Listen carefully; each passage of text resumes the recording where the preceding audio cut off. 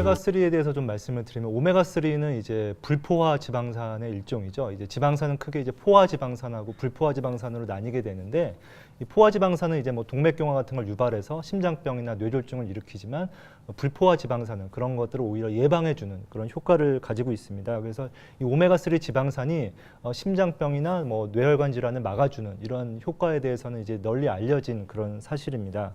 그런데 이제 이게 우리나라 사람들 같은 경우에 좀 생선을 좀 많이 섭취를 하잖아요. 이게 생선에 좀 많이 들어 있습니다. 그런데 이제 생선을 좀 많이 주 1, 2회 이상 섭취하는 경우에는 이 식품으로 섭취하는 경우에도 충분히 이 양을 충족시킬 수가 있습니다. 그래서 생선을 자주 드시는 분들은 굳이 오메가3 그 보충제를 추가적으로 복용하실 필요는 없다. 현재는 뭐 그렇게 알려져 있고요.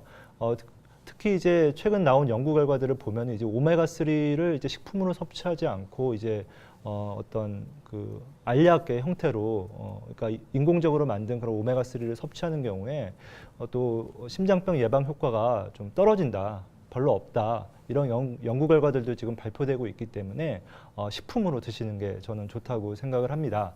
비타민도 좀 비슷한 맥락인데요. 이 비타민 같은 경우에 좀 항산화 역할을 해서 질병을 막아주고 특히 좀 암을 예방한다. 그래서 이 비타민이 많이 들어있는 뭐 채소, 야채, 과일 등을 꾸준히 섭취하는 사람은 암 발생 위험도가 낮아진다라는 연구 결과들은 한 20, 30년 전부터 꾸준히 나오고 있습니다. 그런데 이 비타민을 그러면은 그런 인공적인 합성 비타민을 그럼 꾸준히 복용하는 경우에는 어떻게 되느냐?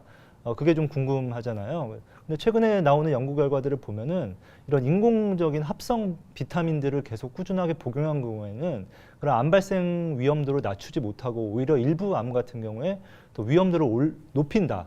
이런 연구 결과들이 계속 발표되고 있습니다. 따라서 비타민 같은 경우에도 합성 비타민으로 드시는 것보다는 야채나 과일을 꾸준히 평소에 섭취함으로써 이렇게 자연 상태에서 이렇게 섭취를 하는 것이 여러 가지 질병을 예방하는 데 효과가 있는 것으로 이렇게 생각되고 있습니다.